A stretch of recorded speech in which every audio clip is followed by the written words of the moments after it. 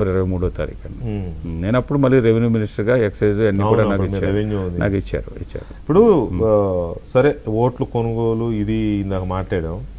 ఇది అవినీతికి సంబంధించి హానెస్ట్లీ నేనైతే వినలేదు. మీరు మీ మీద అలాంటి అవినీతి ఆరోపణలు అలాంటివన్నీ నేను ఎప్పుడు వినలేదు. కానీ ఎలా సాధ్యం, ఏది చేయకుండా, అవినీతి చేయకుండానో లేకపోతే ఫండ్ రైజింగ్ చేయకుండానో లేకపోతే కాంట్రాక్టర్లు లేదా పెద్ద పెద్ద పార్టీలే ఎలక్టోరల్ బాండ్స్ రూపంలో అమ్ముకుంటున్నాయి కదా, అటువంటివి చేయకుండాను మీరు ఇంత ఎలా చేస్తున్నారు మీ ఖర్చులు వీటన్నిటికీ? అంటే నేను పర్సనల్గా నేను ఏ రూపాయి ఆశించలేదు కానండి.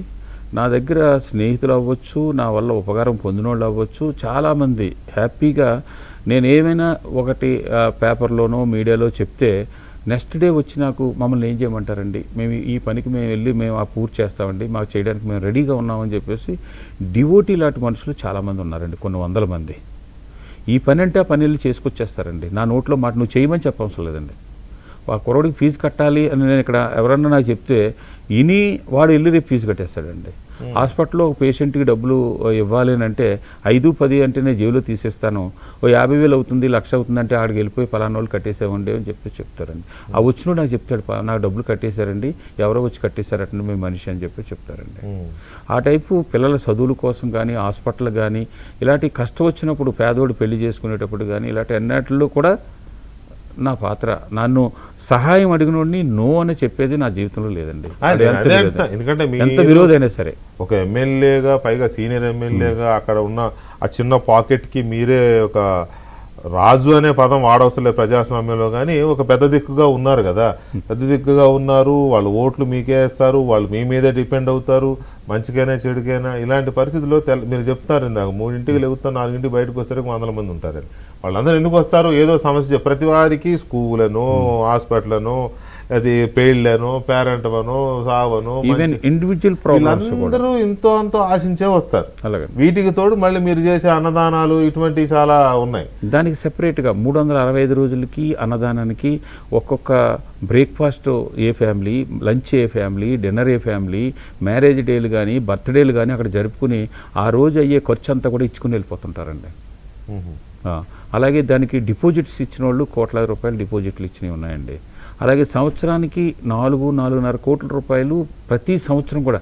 ఈవెన్ ఇక్కడున్న కంపెనీలు కూడా, హైదరాబాద్లో ఉన్న రెడ్డి ల్యాబ్స్ కానీ, సిరీస్ కానీ, వీళ్ళందరూ కూడా సంవత్సరానికి 50 లక్షలు, 25 లక్షలు, 35 లక్షలు అక్కడ నా ట్రస్ట్కి పంపిస్తారండి. ముంబై నుంచి ఇలా చాలామంది. మీ మెయిన్ వ్యాపకం రాజకీయం కనబడుతుంది. రాజకీయం కాకుండా ఇంకా వేరే వ్యాపకాలు కానీ వ్యాపారాలు కానీ?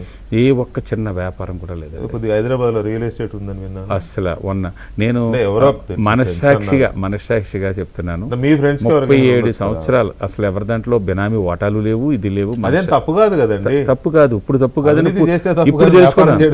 ఇప్పుడు తెలుసుకున్నాను. 5 సంవత్సరాల క్రితం తెలుసుకుని యానంలో రియల్ ఎస్టేట్ బిజినెస్ రెండు ప్లాట్లను కొని అమ్మితే నేను మైనస్లో అయిపోయిన దాన్ని సగం తీర్చగలిగాను. 2 ప్లాట్లకే? 2 ప్లాట్లకే. అది ఒకటి సిరీస్ వారి ప్రాపర్టీ, 2 ఏమో ఇంకొక స్ట్రా బోర్డ్ అని 2 ప్రాపర్టీస్లోను.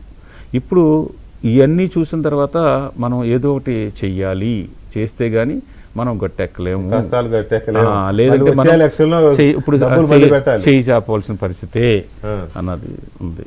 మళ్ళీ రీబ్యాక్ పాలిటిక్స్లో ఎలాగో రీబ్యాక్ మళ్ళీ నేను వ్యాపారంలో ఏదో ఒకటి చేయవలసిన పరిస్థితి ఈవేళ ఉందండి. నేను ఇన్ని సంవత్సరాల్లో ఉండి ఆ దేవుడికే తెలుసు ఎక్కడ ఉన్నాయో, ఎవరున్నాయో. ఇప్పుడు స్నేహితులు ఖర్చు పెట్టింది ఎలాగా చేయాలన్నది ఏదో ఆస్తులు హైదరాబాద్లో కానీ, అక్కడ కాకినాడలో కానీ, చెన్నైలో ఏ ఒక్క చిన్న ఆస్తి కానీ నాకు అనేది కోటల్లో కాదండి, ఏదో అసలు ఎక్కడ కూడా ఎటువంటిది లేదు. యానంలో ఉన్నది నా ఇల్లు, నా ఎదురుగుంట పక్కనున్న ఒక స్మృతి మందిరం, ఎదురుగుంట నా వైపేరున ఉన్న ఒక చిన్న స్థలం.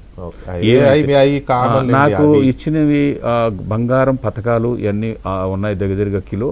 ఎలక్షన్లో ఏమైతే నేను డిక్లేర్ చేశానో అది తప్ప, ఈరోజు మీరు ఇన్కమ్ ట్యాక్స్ ఈడీఓ రైడ్ చేయండి, అవి తప్ప ఎక్కడ చిన్న ఇదిగా ఇంకోటి ఎందుకు చెప్తారు అంటే ఈ రోజుల్లో పొలిటీషియన్స్ ఎలా ఉన్నారు అనడానికి ఎలా లేరు అనడానికి ఒక గ్యాప్ ఫాదర్ తోటి చూపించడం పోటీ కోసం అడుగుతున్నాను. మా ఫాదర్ తోటి పోటీ పడి మ్మ్. నేను రాజకీయాల్లో ఎలక్షన్ అవ్వకముందుకే 40 ఎకరాలు సంపాదించానండి. మ్మ్. ఈ వేళకి ఒక్క మీటర్ కూడా లేదండి. ఓకే 40 ఎకరాలు వెళ్ళిపోయిందండి. నేను మూడోసారి ఎమ్మెల్యే అయ్యేప్పటికీ నా దగ్గర 7 ఎకరాలు 2 గుంచాలు ఉందండి. దాన్నే రేజెన్సీ వాళ్ళకి అమ్మేశానండి. రెజెన్సీ మర్చిపోయారు. రెజెన్సీ అంటే గుర్తొచ్చింది. ఈ రెజెన్సీ ఫ్యాక్టరీ అప్పుడు తగలబడిపోయి నానా విభత్సం జరిగి అంత మంచి ఫ్యాక్టరీ యానాంకి అది ఒక ఐకానిక్ ఫ్యాక్టరీ కదా, ఎన్నో వేల మంది కార్మికులకి ఇది ఇచ్చింది. దాంట్లో అది తగలబడిపోయి అది ఇలా నాశనం అయిపోవడంలో మీ పాత్ర చాలా కీలకమైందని అంటారు తెలిసిన అంటే వాళ్ళు. ఇప్పుడు చెప్తున్నారండి, ముందా మాట చెప్పలేదు. అప్పుడు మేనేజ్మెంట్కి మల్లాడి కృష్ణారావు తొత్తిలాంటివాడు వర్కర్స్ని పట్టించుకుంటలేదన్నది అపోజిషన్ వాళ్ళ మాట. అప్పుడు దానికి అప్పుడుండే పక్కనున్న ఒక నాకు తెలుసులే. ఎంపీ ఆ. ఇతను వెళ్ళి ఈ నాయుడు గారు వెళ్ళి అక్కడ ఆ రాజకీయాల్లో వేలు పెట్టడం, అక్కడ ఇన్ఛార్జ్ ఉండడంతో వాళ్ళిద్దరికీ పడిన ఘర్షణే దానికి ముఖ్య కారణం అండి. ఇది యథార్థం. ఇది యథార్థం. దాని తర్వాత మళ్ళీ వాళ్ళిద్దరూ ఈ మధ్యలో కలుసుకున్నారు ఇచ్చిపుచ్చుకోవడాలతోటి. వర్కర్స్ దూరం అయ్యారు. వర్కర్స్ ఇప్పుడు నా దగ్గరికి వచ్చారు. ఇప్పుడు మీ దగ్గరకు నా దగ్గరికి వచ్చి తప్పును మన్నించండి అని చెప్పేసి ఈ మొన్న ఎలక్షన్లో వర్కర్స్ అంతా నాకు సపోర్ట్ చేశారు. ఎంతమంది ఉన్నారు? ఒక 600 చిల్లరు ఆ వర్కర్స్ అంతా నాకు సపోర్ట్ చేశారు. ఈ మేనేజ్మెంట్ గురించి నాకు ఆ చెడ్డ పేరు నా మీద పడింది. మేనేజ్మెంట్కి తొత్తు అని చెప్పేసి 20 సంవత్సరాలు ఆ మేనేజ్మెంట్ని భుజం మీద వేసుకుని మోసాను నేను.